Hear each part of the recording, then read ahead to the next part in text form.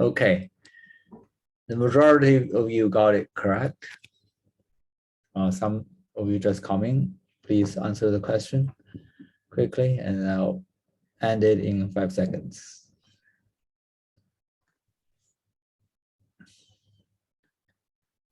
Okay, so the correct result is the one that is chosen by most of you actually. The density is too low in the corona. So last time we talked about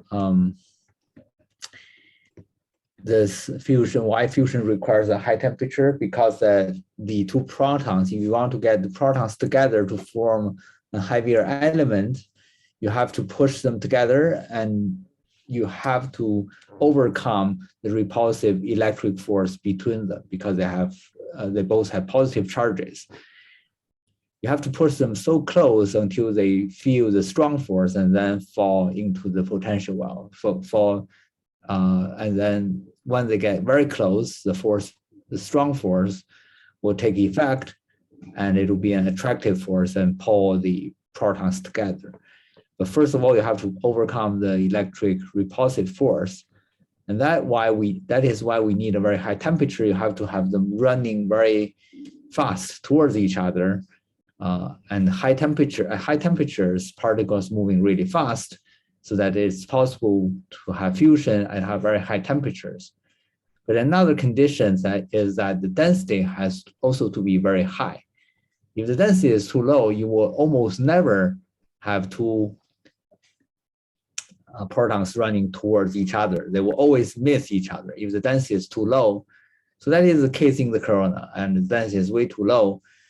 Even though the temperature is very high, you would never have two protons running towards each other, so that they will never have fusion in the corona. But in the center of the sun, the density is high enough so that we will have the fusion happening in the center of the sun.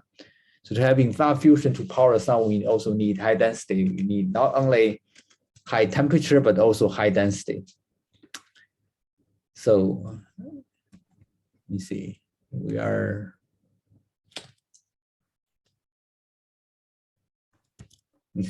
recording, correct? Yeah. Sorry for the interruption.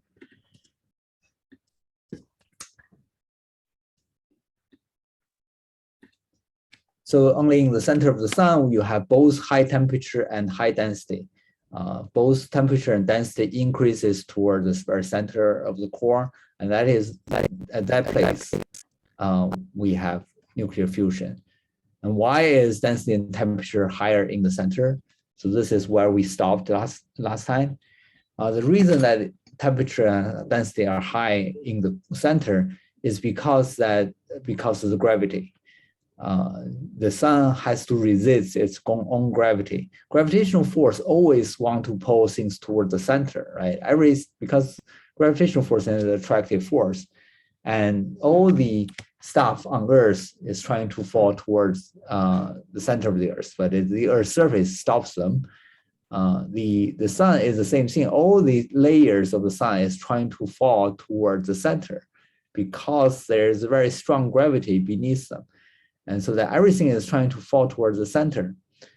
But how can the sun not expanding or contracting? Why doesn't the sun continue to contract?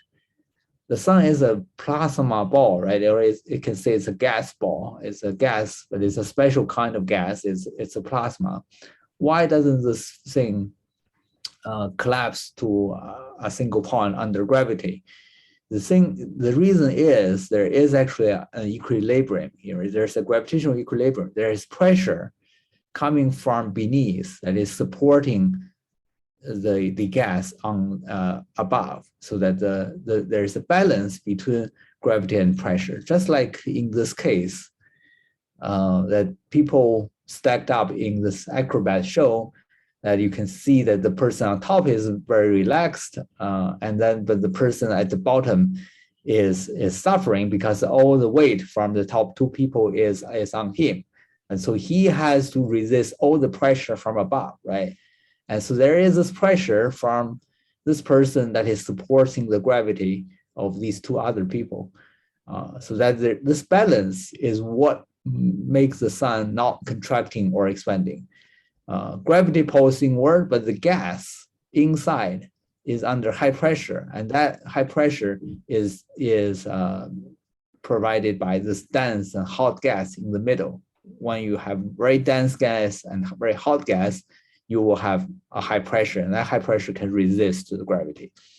So as we will talk about later, we'll talk about how stars evolve, and that evolution is all the war between gravity and pressure. So it's always a computation between gravity and pressure, and you will see that computation actually changes how a star evolves through its life.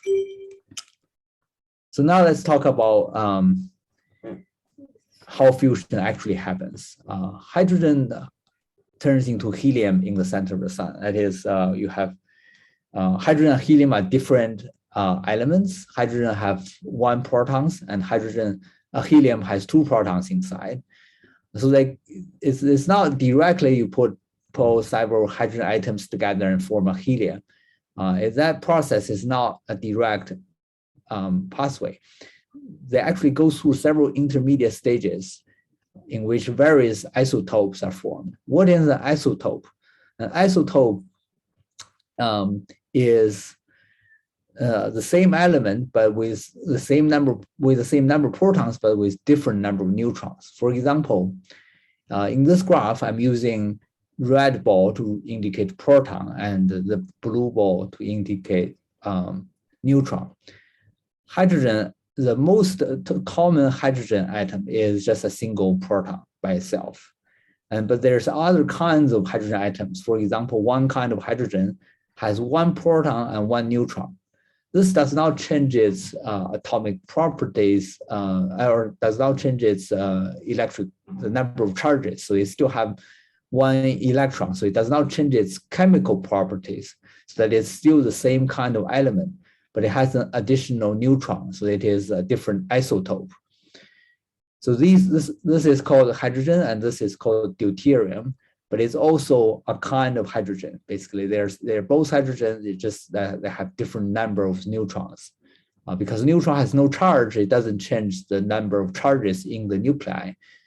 So that if you want to form a neutral atom, it also only need 1 electron. So its chemical properties are the same. So that's why we call it the same element.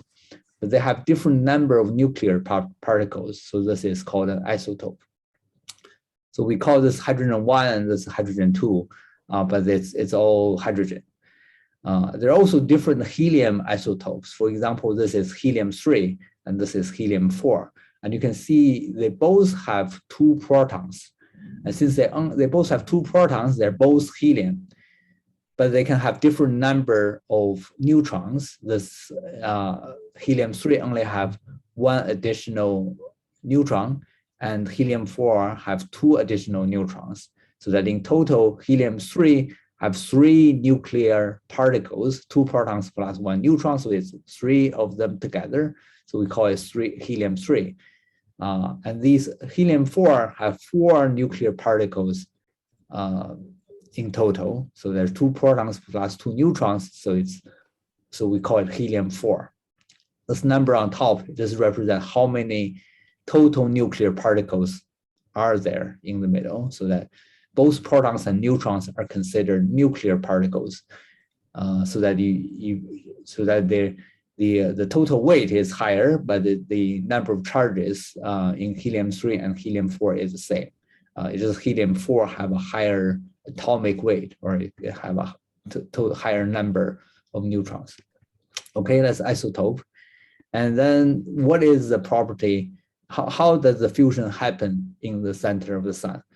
So at the beginning, it actually goes through many steps. In the first step, you have 2 hydrogen protons, two single protons come together, and they form a deuterium nucleus.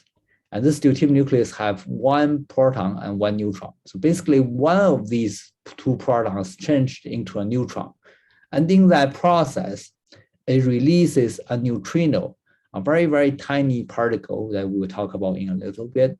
and then also produce a positron and some energy. So what is a positron? Positron is the antiparticle of electron, so that it's like an electron, but doesn't have negative charge. It carries the positive charge. So since one of these protons become a neutron, so that it actually changes its number of charge, right? So the number of charge has to be conserved throughout the reaction process, so that since the proton changed into a neutron, so that positive charge is given to the positron. So that's why you have to have a positron produced. And so this is the first step. Two protons form a deuterium nucleus. And then in the second step, this deuterium nucleus, we call it H2 here, right?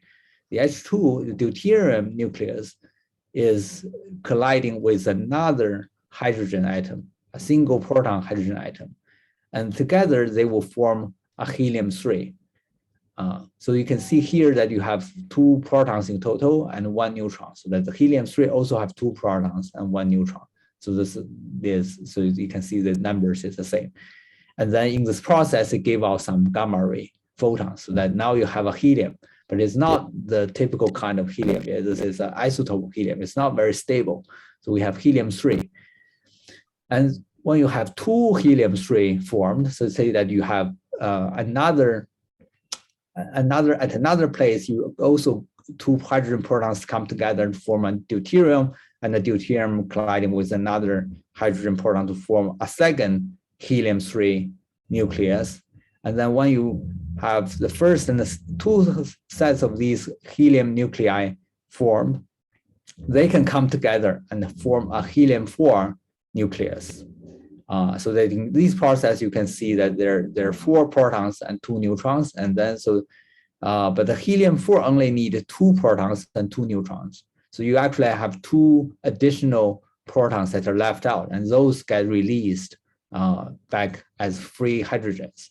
So the 2 helium-3 comes together, make a single helium-4 with 2 additional hydrogen atoms. So this is the 3-step process. So there was a question here that asking about the gamma ray.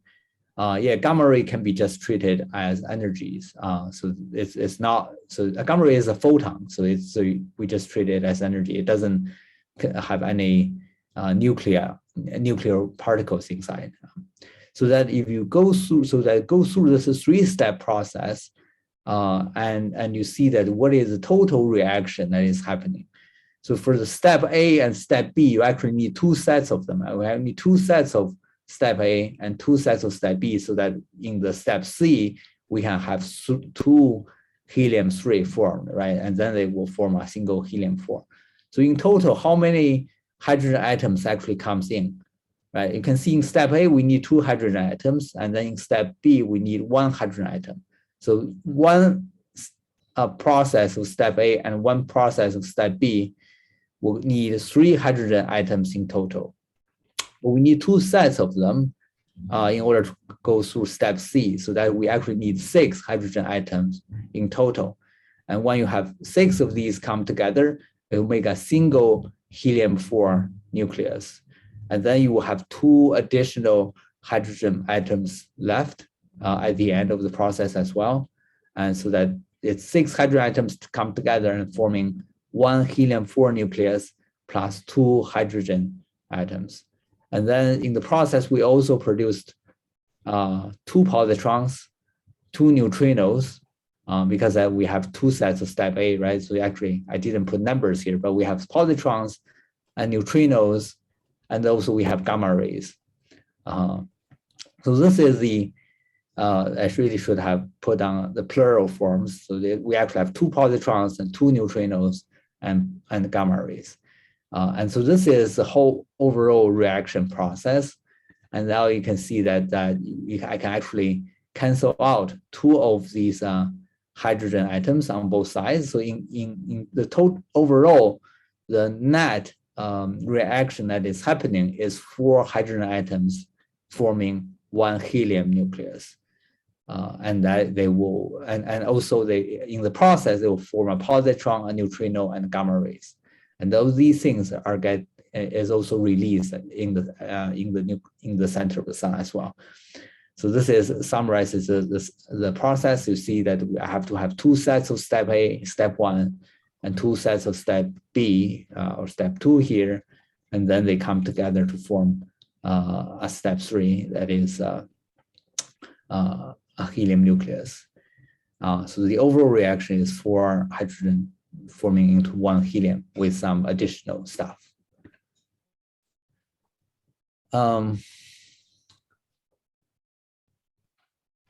In the overall reaction, this should not be 1. It actually should be 2 positrons and 2 neutrinos. I made a mistake on the slide, so it should be 2 here and 2 there.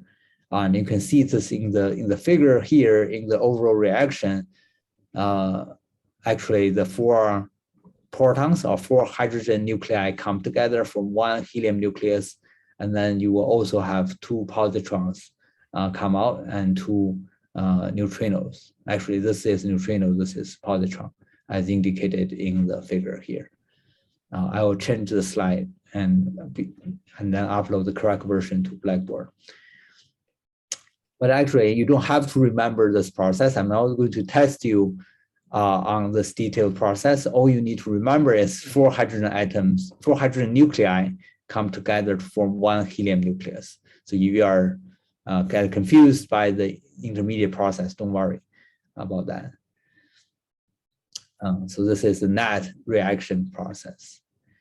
And in terms of energy production, what is coming out as energy? That gamma ray comes out as energy, and the neutrino also takes a lot of the energy, and the positron can take a tiny bit of the energy. So all this energy gets released, but where does that energy comes from? The energy actually comes from because that when 4 of these protons, 4 of these H1 nuclei become 1 helium nucleus, there's actually a tiny mass surplus, that the mass of 4 hydrogen nuclei does not equal to 1 helium nucleus. That the mass is actually not exactly the same. There's a tiny mass difference, and actually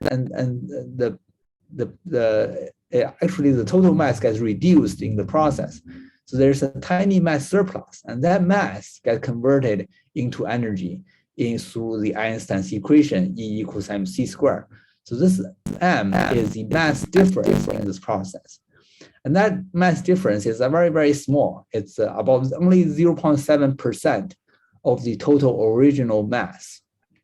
But that small amount of mass can give you a lot of energy because it's multiplied with speed of light squared. And speed of light is a very large number.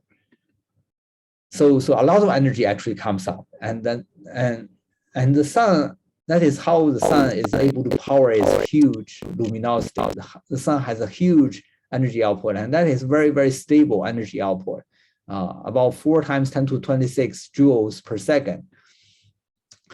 But the sun is releasing this amount of energy every second, right? It's 4 times 10 to 26 joules.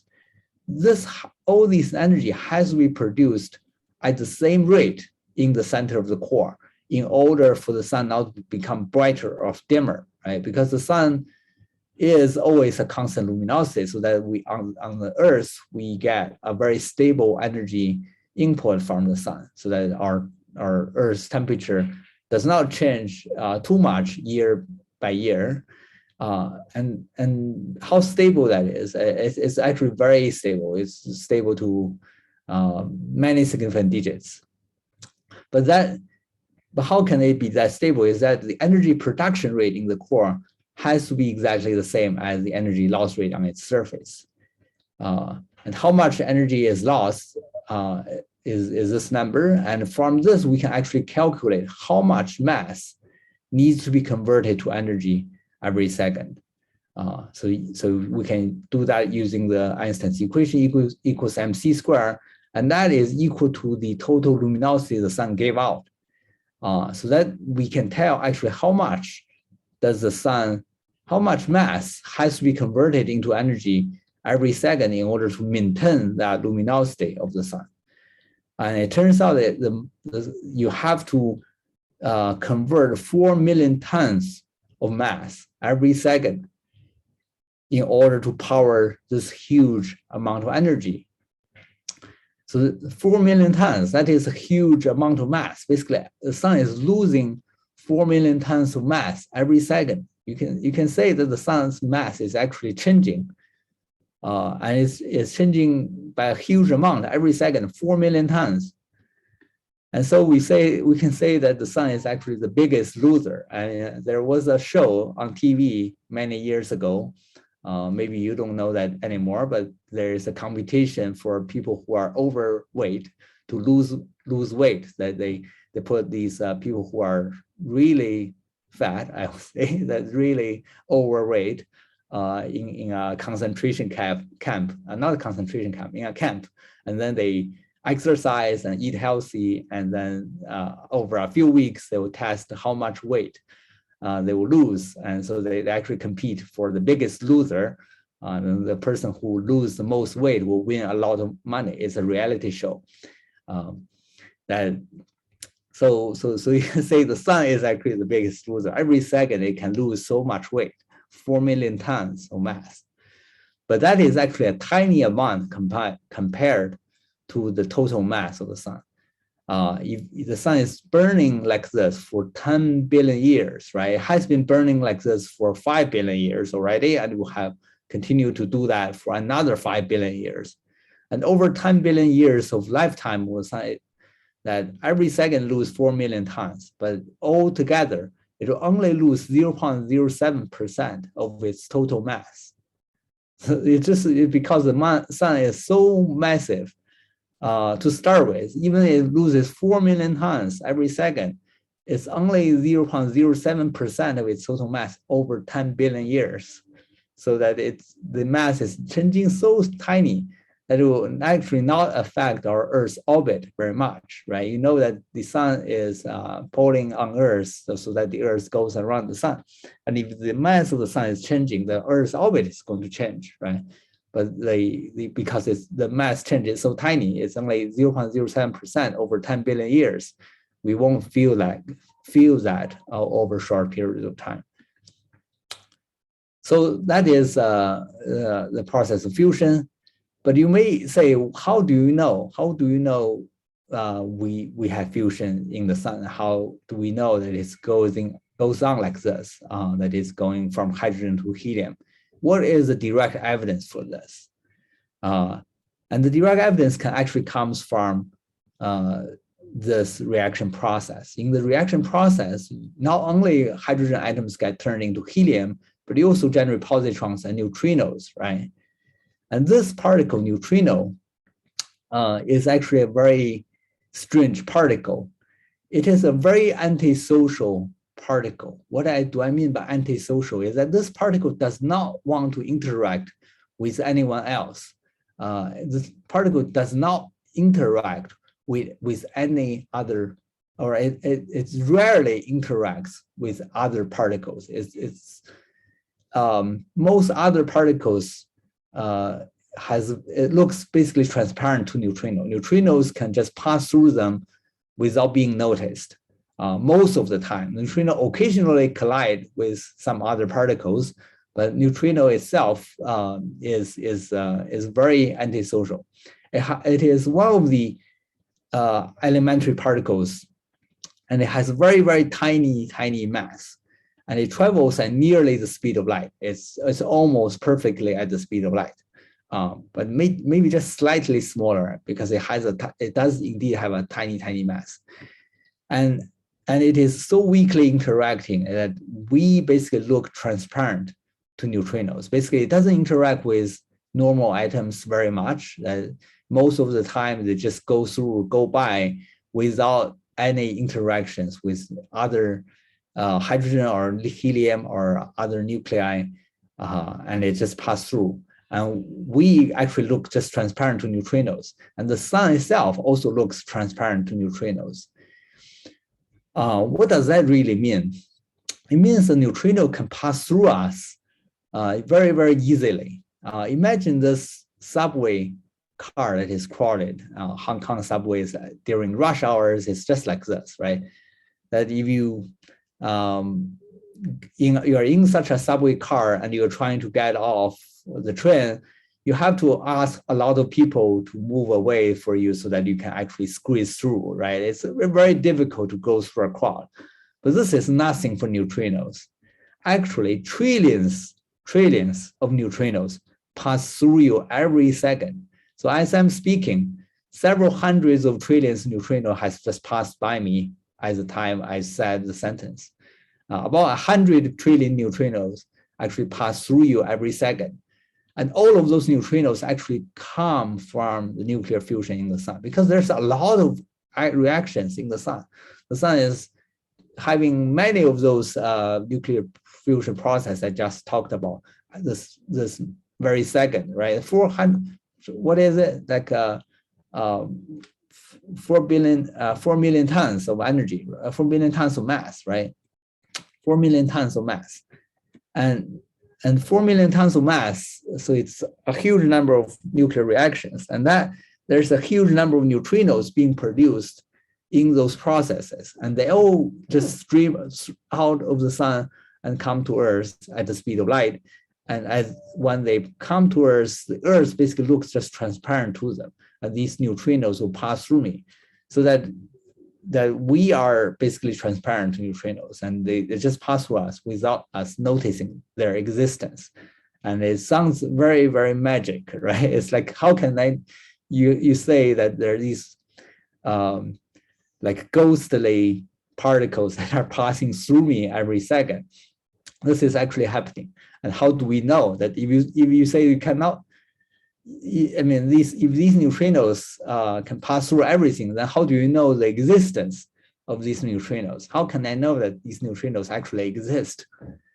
And we actually can detect neutrinos. It's just that we cannot detect every single one of them. But once in a while, one of these neutrinos will indeed interact with other particles.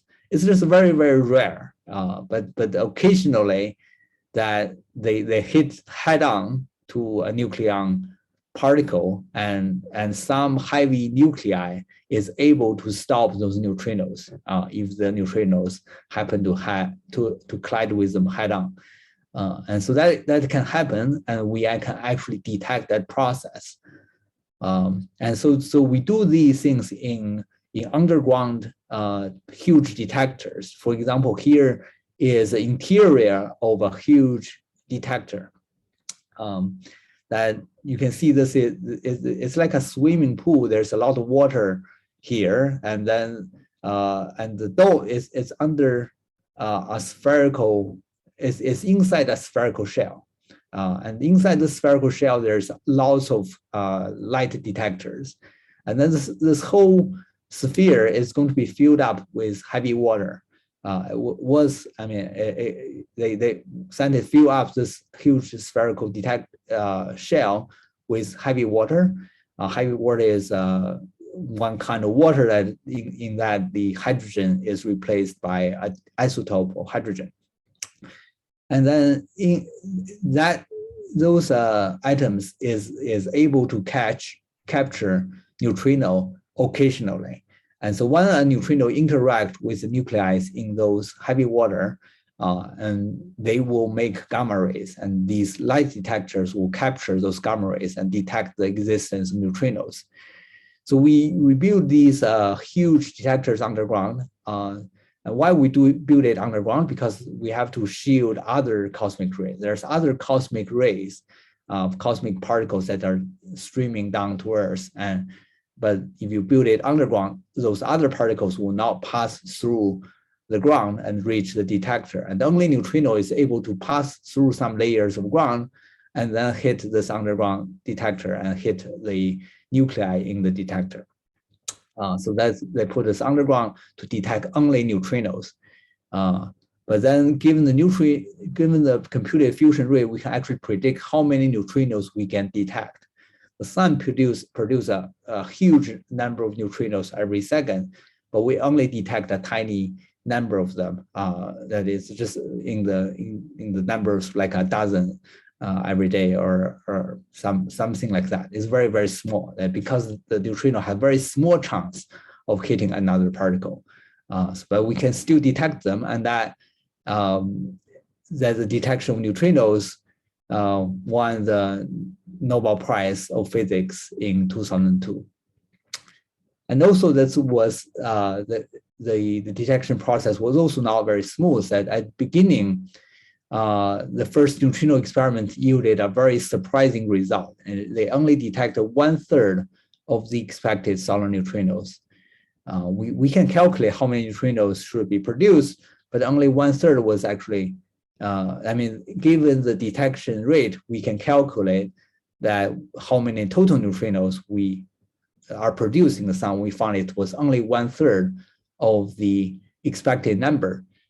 So that was strange. How can that be the case? But later it was found that the neutrinos can change into different flavors. They can change into different types. Actually, there are 3 types of neutrinos, and neutrinos can actually switch its type as it travels. That this neutrino actually can switch between these different types. And the original experiment detected only one kind of neutrinos, but now all 3 kinds. And then later on, when we build different experiments, we detected all 3 types of neutrinos, that confirmed our original theory that indeed it was fusion in the center of the sun that is powering the huge luminosity of the sun. Here is a picture of another detector, but here we are looking at from the outside of that shell, so that you can see this is also a huge shell that is filled up with heavy water inside, and then this is the back end of the detectors. Again, this is in an underground mine to shield it away from other cosmic rays, so that we can only detect neutrinos. So that is how we tell that the sun is having fusion inside. Any questions so far? Also, I would like to suggest, and in the future, when you ask questions, please type it to everyone so that everyone can see your question, not just me. That would be helpful. So you may wonder, that the sun is like a hydrogen bomb in which that is powered by nuclear fusion. Hydrogen bomb is one kind of, is also having nuclear fusion inside, right? A hydrogen bomb is also the process. It's one kind of an atomic bomb, but it's different from the original kind of atomic bomb. So we call it a hydrogen bomb. It's actually more powerful because it is a fusion process. It's also getting energy through the fusion of hydrogen into helium. So the sun is just like a hydrogen bomb, but it's actually exactly the same process. The hydrogen bomb would explode, right? The sun has billions of these hydrogen bombs in every second. Why doesn't the sun explode, right? Why doesn't it lead to explosion of the sun and destruction of the sun? Why is the fusion stable in the center of the sun? Why can't we make a hydrogen bomb stable? What is different between this? The reason is the sun itself actually serves like a thermostat.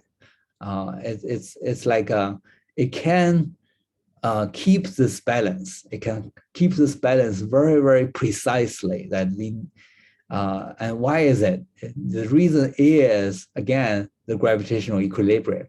Earlier at the lecture, I was saying the gravitational equilibrium is what's causing the sun not expanding or contracting, right? The pressure is balanced against gravity. Gravity is balanced by the pressure. But this gravitational equilibrium is also able to control the rate of nuclear fusion so that the sun doesn't explode. How does that work? So the reason is like this. At the center, there is a very precise rate of fusion that is being maintained by the sun. And it's not too high, not too low. It's just about right. And how can that be controlled so precisely? You may say that, what if the fusion rate fluctuates high in a second? So for this second, there was too many hydrogen atoms that come together to form helium, and that will produce too much energy, right? If it produces too much energy in that second, it will actually raise the temperature in the core, because that you have more energy, that energy is going to heat up its surroundings, right? And so the temperature in the core is going to increase. As the temperature increase in a gas, the pressure of the gas would also increase at the same time. Because like you heat up a gas and the particles in a gas will move faster, so they will exert higher pressures on their surroundings. So as temperature increase, pressure will increase. And when pressure increase, it will win over the gravity, right? Previously, pressure balances gravity just right. But if pressure increases, it's going to be stronger than gravity. That means the core of the sun is going to expand slightly. The core will expand. As the core expands, the temperature will drop, because that you are expanding a gas, then the temperature inside is going to drop, because that energy is used at pushing things away, right? So that the energy inside is going down, and so the temperature is going to drop. Now, as the temperature drops, the fusion rate will be reduced, because that, remember that we need high temperature for fusion to happen. If temperature drops, then the fusion rate will be reduced, and that exactly balances, exactly counteract the process at the beginning, right? We were saying that if it fluctuates high, and then in this process, the fusion rate will actually be reduced. And so this is a negative feedback loop, basically, that if you fluctuate high, this process will automatically reduce that rate, so that you return to the original value that was precisely balancing the energy output. So this is a negative feedback loop. And the same process in the opposite direction is happening. Suppose that if the fusion rate fluctuates low, what if it is fluctuate low? Would it cause the sun to shrink? If the fusion rate is too low for that moment, it will produce less energy every second, and that will cause the temperature in the middle to drop. Basically, the middle will cool down, and as it cools down, the pressure will decrease. So gravity will win against pressure, so it will shrink the core, right? Because the gravity is stronger, so it will make the core shrink further. When the core shrinks, the temperature will increase again, because when you're compressing a gas, you're giving it energy, and so the temperature inside will increase. As the temperature increases, it speeds up the protons. As it speeds up the protons, it will actually increase the fusion rate, so that if you fluctuate low, it will increase it back up. Again, this is a negative feedback loop. So basically, the gravitational equilibrium is always forming a negative feedback loop, so that the sun's fusion rate can be maintained very stably at a precise rate that balances its energy output on the surface. So it is totally controlled by the gravitational equilibrium, and it produces a natural feedback loop to maintain a stable fusion rate that powers the luminosity of the sun. So, but you wonder how is energy get out, right? The energy is formed in the core, but how does it get out? The sun is huge, and the core, not everywhere in the sun, the temperature and density are high enough. Only in the core, the temperature and density is high enough. So the fusion only happens in the core. There are actually multiple layers inside the core. Inside the sun. In the center, we call it the core, and outside the core, there's a layer called the radiative zone, and then outside the radiative zone, there is the convection zone, and then it is the photosphere of the sun. Energy rays that is carrying its energy towards the outside. It's the gamma rays that carry the energy outside. But the interior of the sun is too dense. It actually cannot the gamma ray photon cannot stream freely through that. Remember that I said that why does the sun have a surface, right? Why does the sun look like it has a surface? And that surface is actually where it is, where the air or the gas, the plasma is transitioned from being transparent above to opaque below, right? That below that surface, those plasma is actually opaque to light. Photons cannot go through that plasma without being scattered. So the photon actually kept getting kicked around by the other atoms, other ions and electrons inside this plasma, because the plasma is huge, is very, very dense, and it's made of ions and electrons. And those ions and electrons are very good at kicking photons around. So a single photon that is produced in the middle of the core, if it wants to get out of the sun, it actually has to bounce around among all these ions and electrons for billions or trillions of times before it can actually come out. And it has to bounce around a huge number of times. The trillion, even trillion is not the right number. It has to be a very huge number. It actually takes a long time for a photon to actually get out. It has to do so many bounces, and so it never goes through in the it rarely goes in the right direction of coming out. It actually takes more than 100,000 years for a single photon created in the core to reach the surface and escape the sun. And this is just an average. Some photons are lucky and they may take shorter amount of time. Other photons may be less lucky, that they get kicked around in different directions, and they'll take a much longer time for them to have the chance to go out. This is all random walk probability process, right? It's a random process. The photon, in order for a photon to get out, on average, it will take 100,000 years. So the photons that we see today that are leaving the sun was actually produced in the center of the sun 100,000 years ago. You may think that we see the sun as 8 minutes ago, right?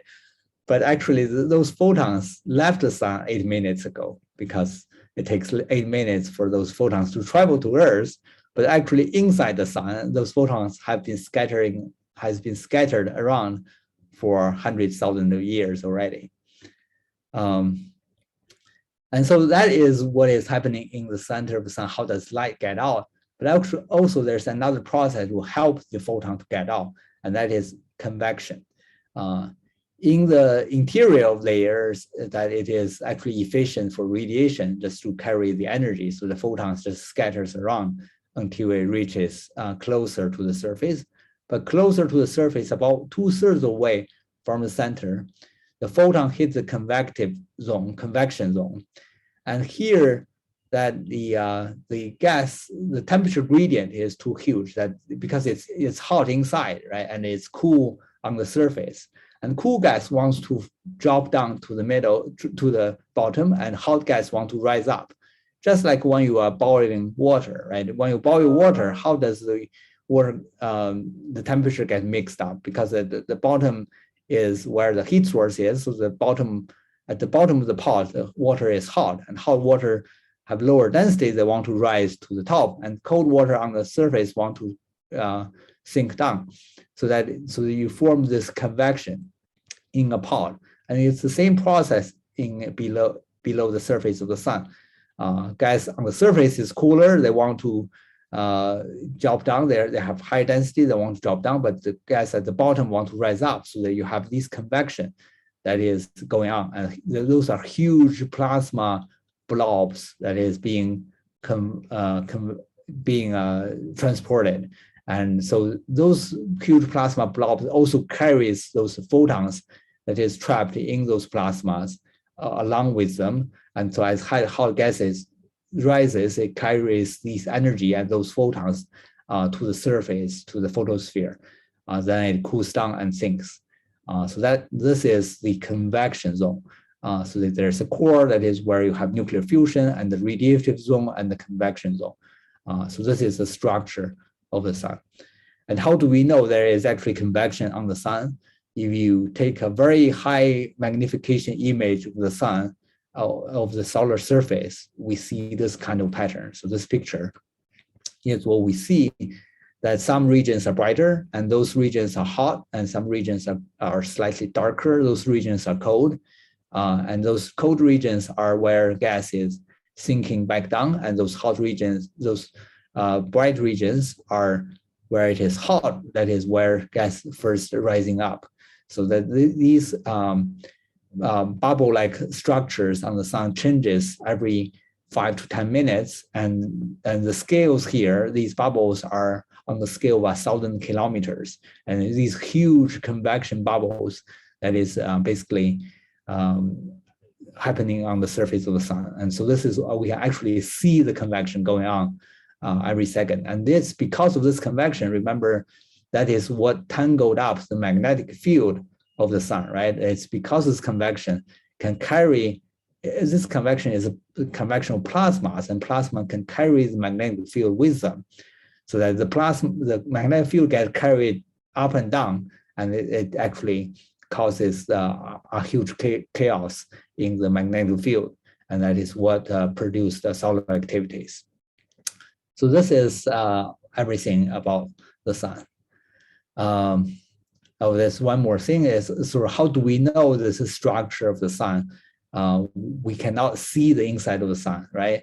And this is based on computer simulations, so that we can figure out what it should be the structure inside the sun, because we know the energy production in the center, we know the density and mass of the sun. We can actually build a computer model to simulate what is happening, and given our understanding of physical laws, we can figure out what is happening. But to test it against the observations, we actually use something called helioseismology. Because the sun is this churning convection, I mean, this convection is huge motions, right? It actually causes vibrations in the sun, and that is actually can produce sunquakes. So a study called helioseismology studies sunquakes, not earthquakes, but sunquakes, just like earthquake on Earth, can be used to study the structure of the Earth. Sunquakes can be used to study the structure of the sun.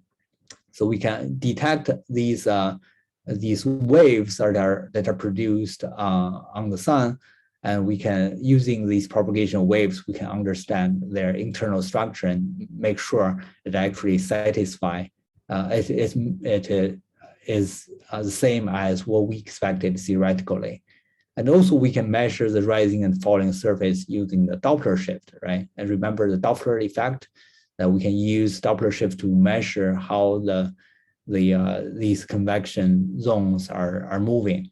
And that also can be matched to computer models to estimate conditions in the solar interior. So that's how we know about all of this of the sun. Okay, now let's stop for a moment and do a review question before we take a break.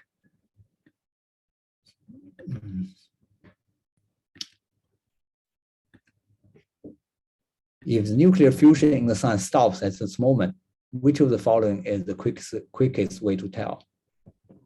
Please answer the Zoom poll.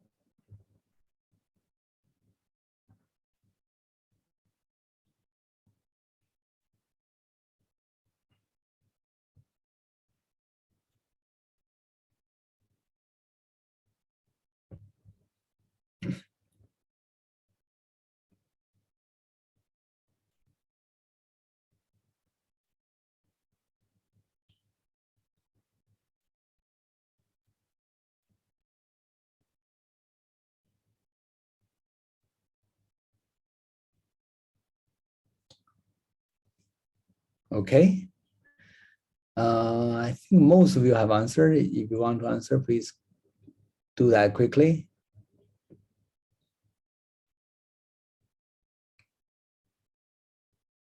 Okay, I'll end the poll now. So your answer is varied among the results, but the correct answer is B, monitor the rate of neutrinos detected on Earth. So about 50% of you got it correct. And the reason is that neutrinos can just stream out of the sun very quickly, right? The neutrinos is, I mean, most things look transparent to neutrinos. So the sun is, although it is dense and thick, and neutrinos can just through without any trouble, and it can be detected on Earth. Although most of them actually pass through Earth, but we can still see a tiny fraction of those neutrinos. We can detect a few dozens of them.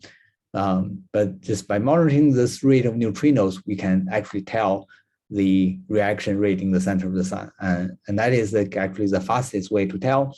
The luminosity of the sun will actually not change immediately if the sun stops its nuclear fusion in the center, because it actually takes hundreds, thousands of years for the photons to scatter out, right? Because I said that the photons get bounced around by the plasma, by the ions and electrons in the plasma. So they actually take 100,000 years for those photons to get out. So monitor the luminosity of the sun is not the quickest way.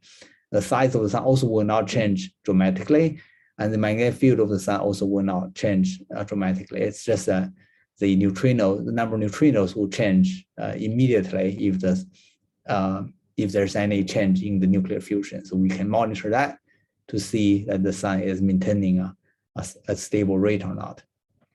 Okay. Yeah, so this is a summary of what we have talked about. In the center of the core, it's hot, and that's where fusion occurs. And then there's a radiative zone. It takes photons 100,000 years to get out, and then there's a convection zone. Okay, that's all. That's all about the sun, and we'll actually, before we take the break, I want to do a few other polls, and then I'll talk about the midterm exam, which I think many of you are want to know what's going on. So first, let me do this poll. Why doesn't fusion destroy the sun like a hydrogen bomb?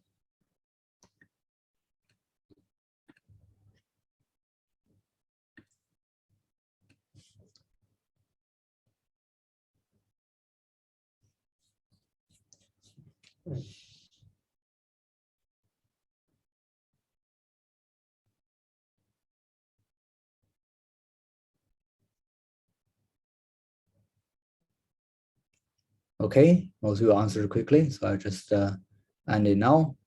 So the correct answer is indeed B. The gravitational equilibrium provides a feedback loop which stabilizes the fusion rate, unlike the thermonuclear runaway process in a bomb.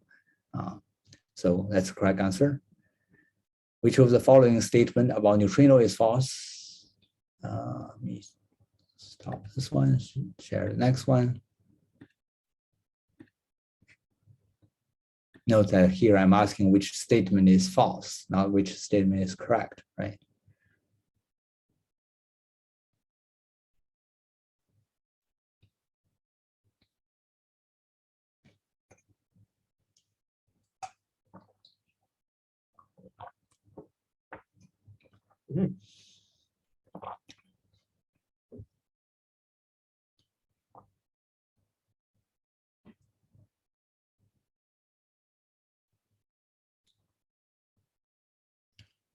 Okay, most of you answered, so I just end it now. All of you, almost all of you got it correct. It is that neutrino can actually pass through Earth, so the option D is false. Neutrino can indeed pass through the Earth. Most neutrinos pass through. We can only detect a tiny fraction of those that we can only capture a tiny fraction of those. Most neutrinos pass through us every second. Okay, so about midterm exam. We will do the midterm exam next Thursday on March 10th from at the time of class. The class time is between 11:30 to 12:15. So the midterm exam will be 45 minutes. It's just about 40 multiple choice questions. And it should be very simple, that given my experience in the past, that usually people can finish it in 20, 30 minutes mostly. so that the time should be sufficient, just within 45 minutes.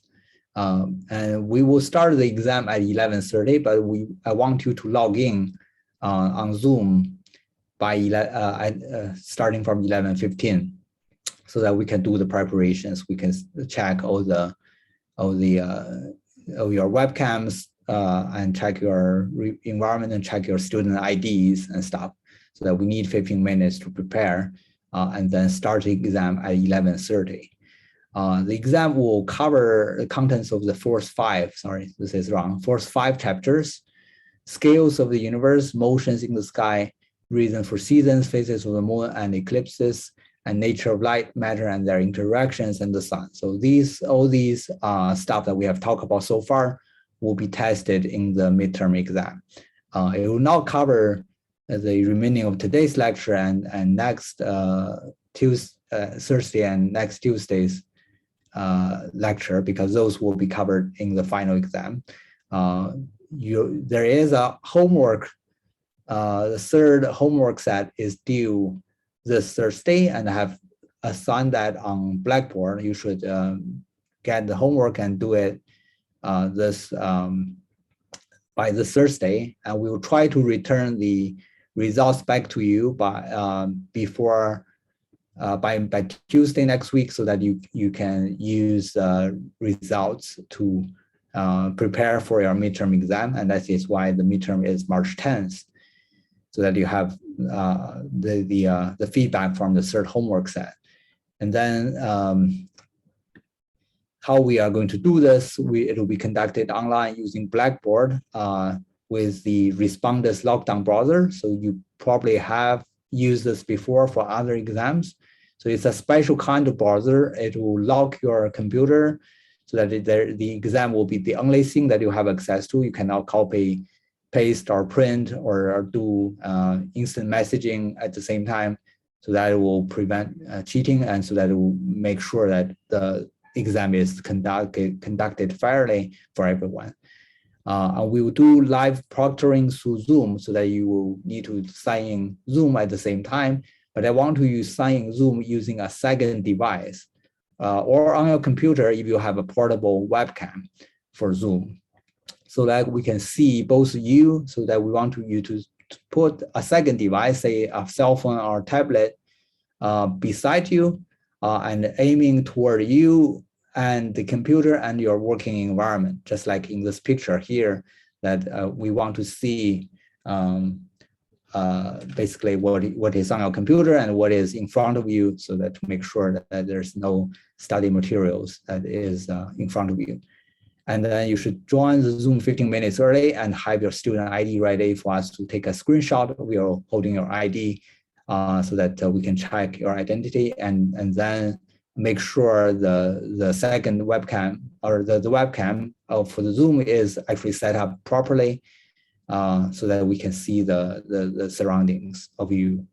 And you need to turn on the video and audio at the same time, so that we can hear what is happening on your side, and we will do that throughout the exam.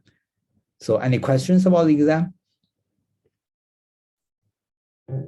Now is your chance to ask.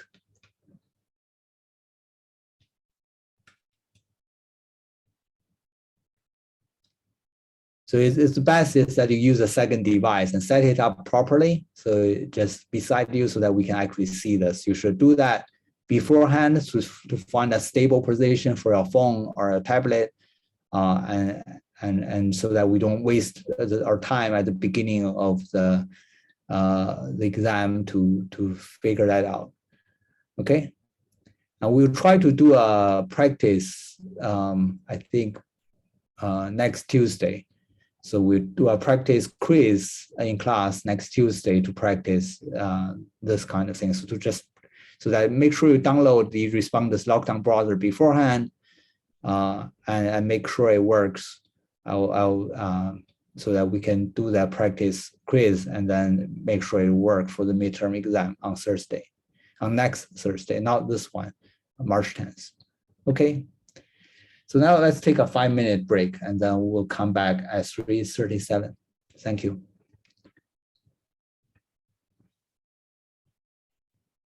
You can download the browser directly online. You don't have to have a link. Just go Google Respondus lockdown browser. About formulas in the slide, you don't have to memorize the formulas in the slide. I will actually provide a list of formulas along with the exam questions. But you should know that if I give you a formula, you need to know what it is, each item, what each symbol represent in those formulas.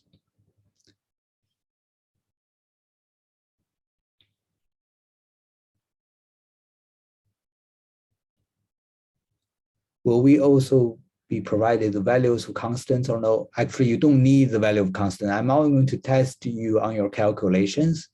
I'm only testing you on your understanding of the relationships between different physical quantities. So only thing you need to know is whether they're proportional to each other or inversely proportional to each other, those kind of things. It's just that when one quantity increases, what about the other quantity? Say if wavelengths increase, does frequency gets higher or lower, these kind of things.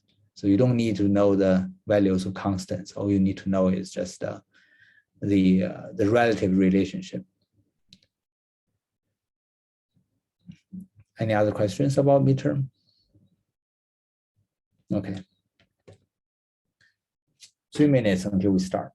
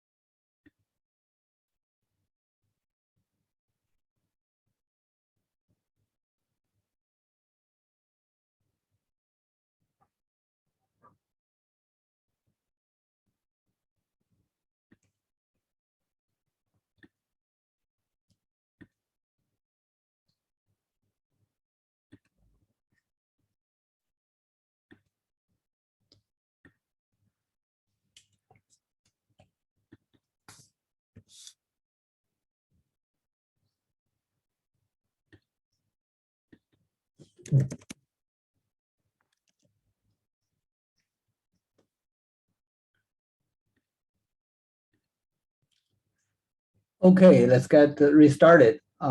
So we have finished talking about the sun, so we are moving on to our next chapter, surveying the stars. So we have learned about the sun, the star in our solar system, but now let's learn about other stars in the universe. The sun is just one of the many stars. We need to know sort of what kind of star is it among all the different stars. But first of all, we have to understand how we measure the properties of stars. And the first thing we need to know is how we measure distances to stars, and then understand how we measure luminosity of stars. The distance of stars is actually very difficult to be measured because stars are all at different distances. They're all really, really, really far. And from the Earth, it looks like they're all at the same distance to us. Why is that? Because it looks like they're all on the celestial sphere, right? We cannot really tell how far away they are by simply looking. Two stars that look close on the sky may not have any physical association with each other. They may, in reality, they may be at really different distances away from us, but they're all so far that each of them look just like a single dot. And we cannot just tell how far away each of the stars are.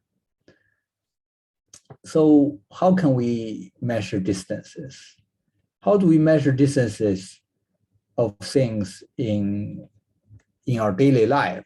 Within your room, if you're trying to measure how big your room is, you can just take a long tape measure and you can measure how large your room is. But there are many other examples in our daily life that actually requires methods to measure distances beyond just the reach of a tape measure. For example, if you want to survey large building sites and map new terrains, or military range finding for targets, or measuring distance to astronomical objects, all of these require the use of some geometry in order to figure out the distances.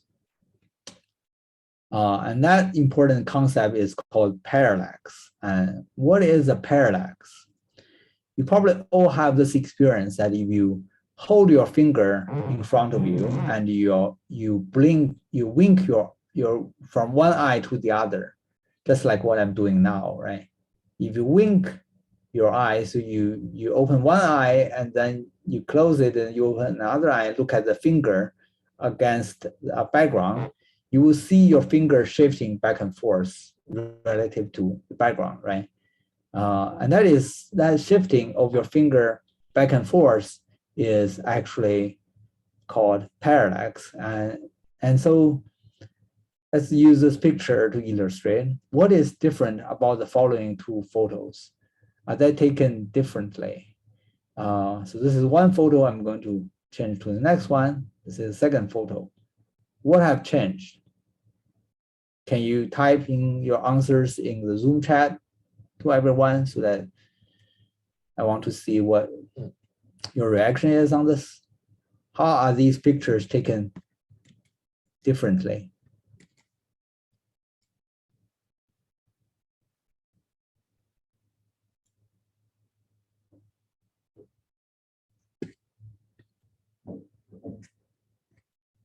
Relative position, what position?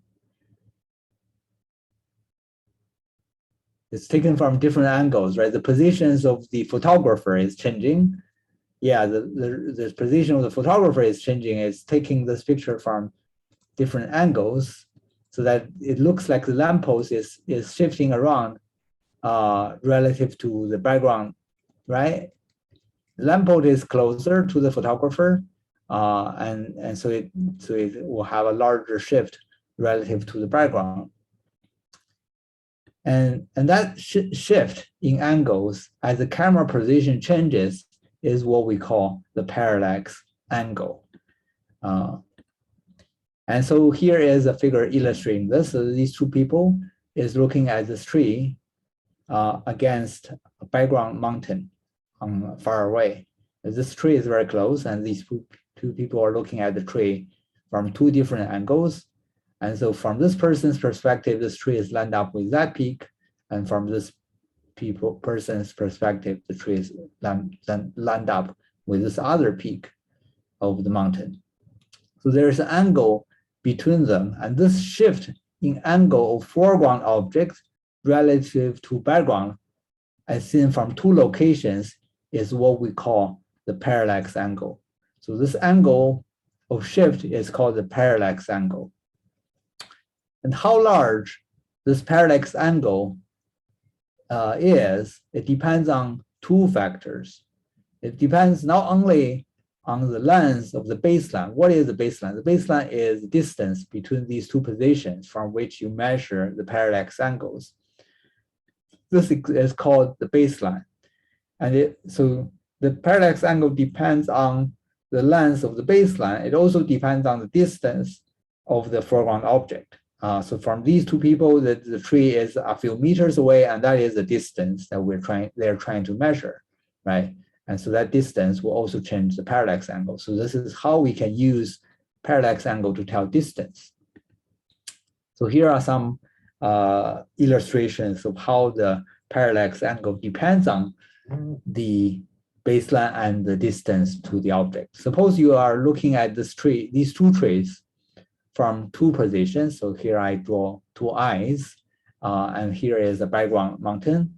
I can draw the sight lines for this first tree, that this is line of sight from this position, and this is a line of sight from this other position, and you can see they form an angle. This is the first parallax angle formed by this tree, and this for the second tree, the angle of shift is going to be smaller because it's further away, right? So this angle between these two lines of sight is a smaller angle. And they are at different distances. The reason is because they're at different distances that these two angles are different. Which angle is larger? And you should be able to tell that the theta 1 is going to be a larger angle than theta 2, right? Because you can see this, if you look at this triangle, you suppose I also draw a line between the two eyes, you can see this in this triangle, this angle is larger than in that triangle. This triangle is a much taller one, and this angle is much sharper, right? So that this, when the tree is closer to us, the parallax angle is going to be larger. So that when the distance to the foreground object is smaller, so D1 is the distance to tree 1, and D2 is distance to tree 2. When D1 is smaller than D2, the parallax angle formed by the object is going to be larger. You can see that the angle and the distance have an inverse relationship, right? The closer it is, the larger is the angle. So this is exactly what we our brain use to gauge distances. That we are when your baseline is fixed, that just like our eyes, that we have two eyes, so that the distance between our eyes is fixed. When we look at things, how can we tell some are closer, some are far away? Precisely because we have two eyes, and our brain automatically uses this effect to judge what is close to us and what is far away. And in this cartoon, you can see that this is one-eyed giant. He would not be able to hit this guy because he couldn't tell how far away he is. It doesn't have a depth perception, so zero depth perception, and that would not be efficient. So you need two eyes to gauge distances using this parallax angle. So it also not only depends on the distance, it also depends on how wide the baseline is. So suppose that we are actually, in this case, just looking at one tree against the background mountain, but we are actually using two different baselines. This is baseline number 1. That you have two people looking at this tree against the mountain, and this is the first angle they measure. If you increase the baseline, this angle, of course, will be larger, right? that the angle shift will be larger. So your baseline 2 is larger than baseline 1, then the second parallax angle will be larger than the first. So you can see that the parallax angle is proportional to the baseline. So here is the relationship. The parallax angle is directly proportional to the length of the baseline, and it is inversely proportional to the distance to the foreground object. And so that so it is like this, that this angle theta is, if you measure it in degrees, it is proportional to the baseline and inversely proportional to the distance.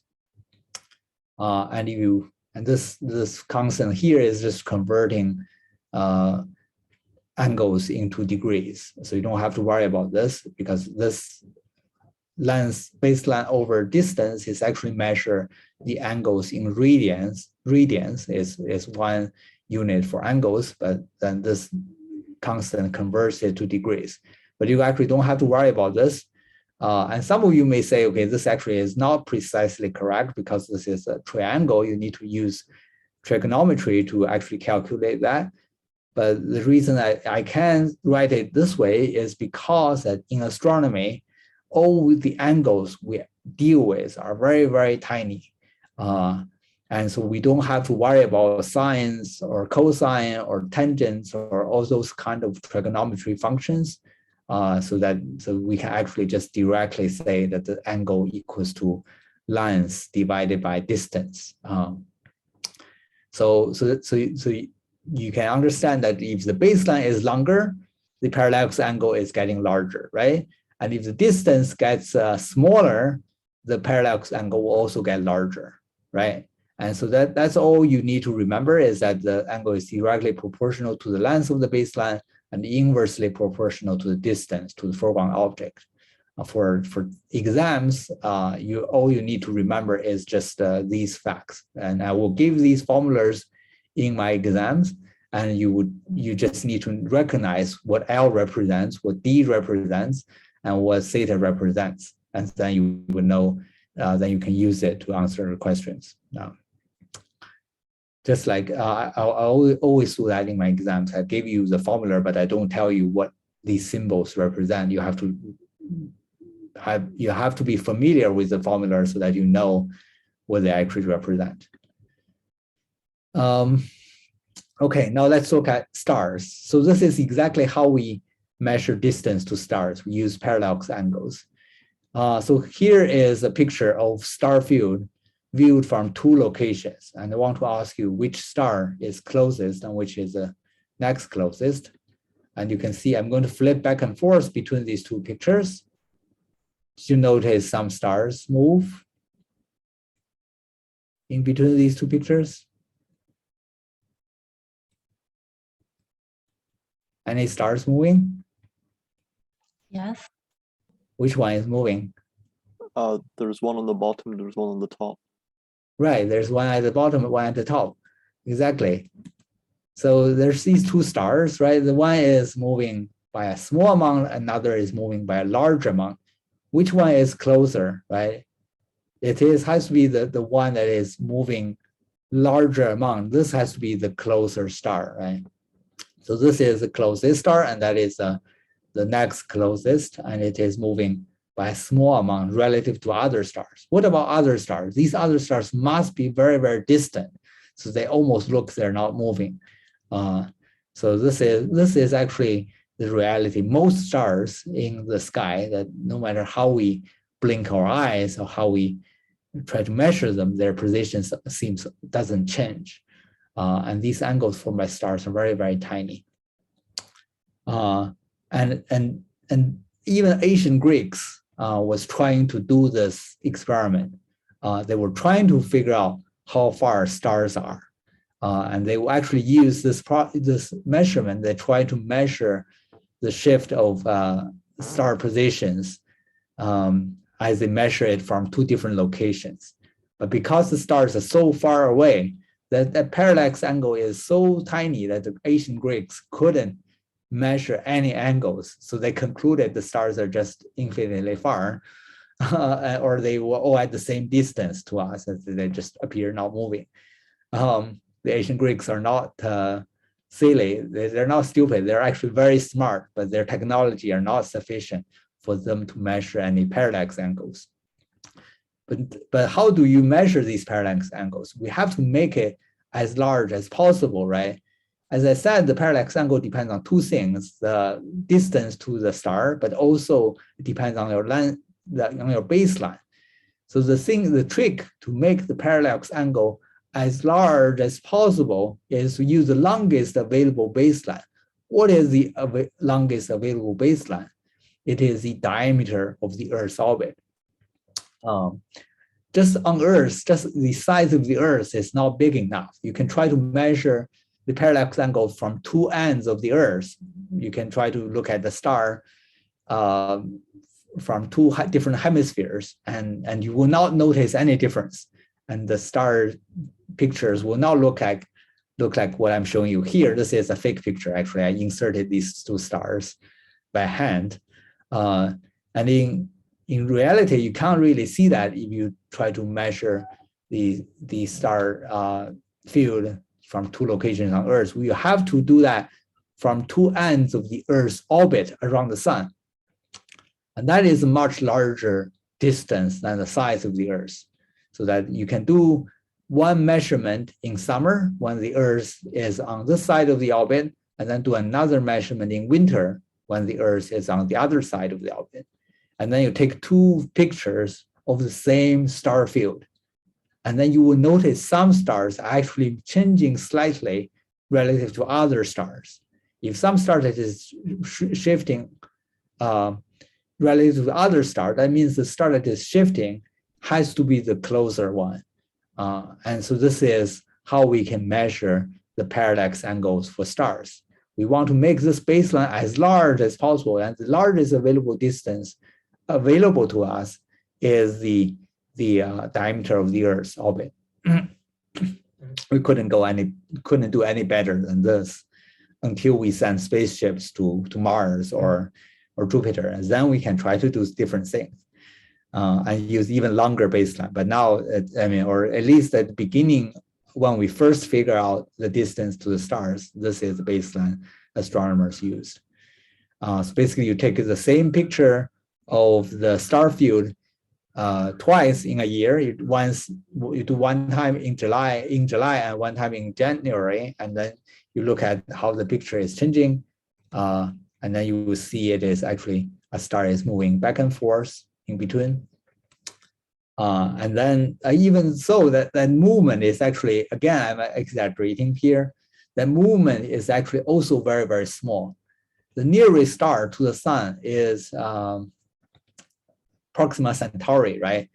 And it itself has a parallax angle that is smaller than 1 arcsecond. 1 arcsecond is a unit. Arcsecond is a unit for angle. What is that angle? That is a tiny, tiny angle. 1 degree equals to 3,600 arcseconds. Basically, 1 degree equals to 60 arc minutes. And 1 arc minute equal to 60 arc seconds. So 1 degree, within 1 degree, there are 3,600 arc seconds. So this is like basically 1 over 3,600, 1/3600th of a degree. And so it's a tiny, tiny angle. But we can measure that angle when we take a precise picture.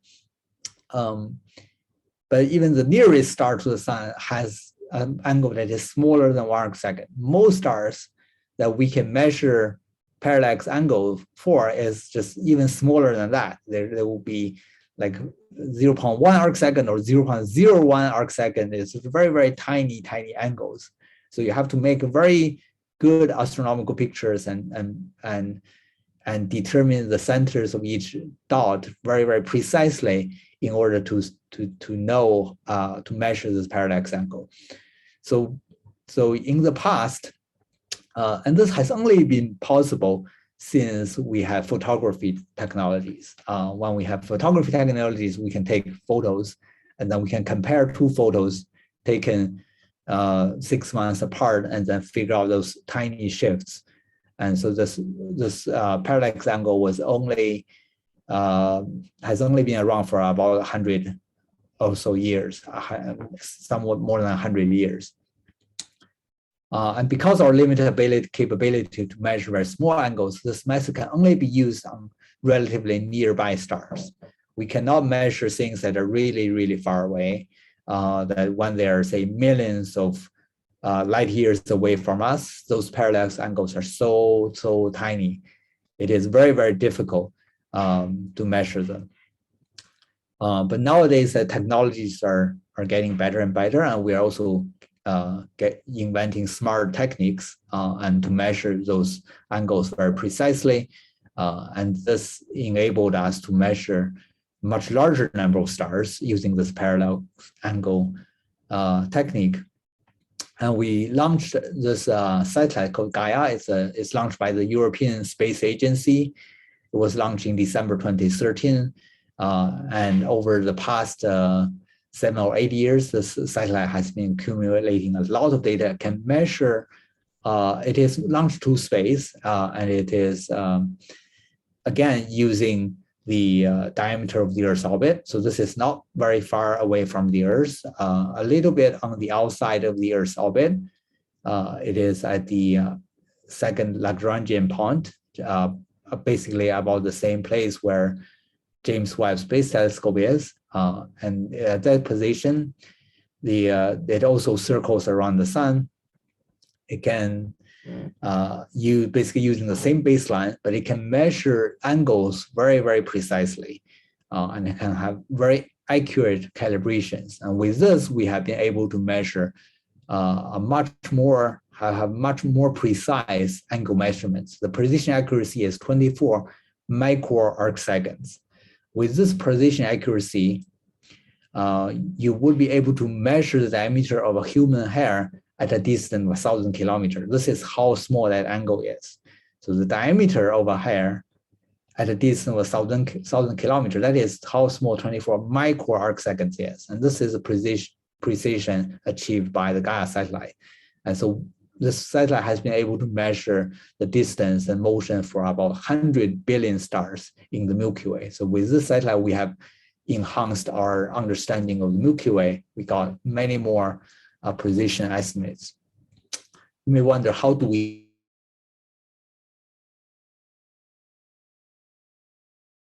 later? But basically, that we have to use other methods to extend the distance measurement to even higher distances. And the way we do that is to summarizing whatever physical laws we can learn from these nearby stars, and then using these nearby stars, we summarize some physical laws between their how bright they are and other properties, and then on more distant stars we can basically extrapolate to more distant stars and apply to other galaxies, etc. But that will cover in the future.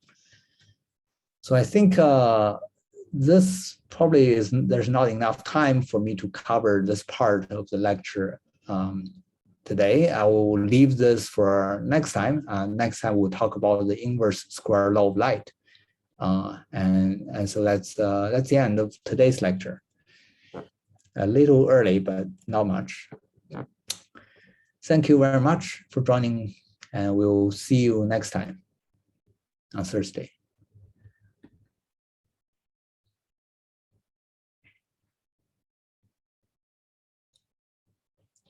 Bye-bye.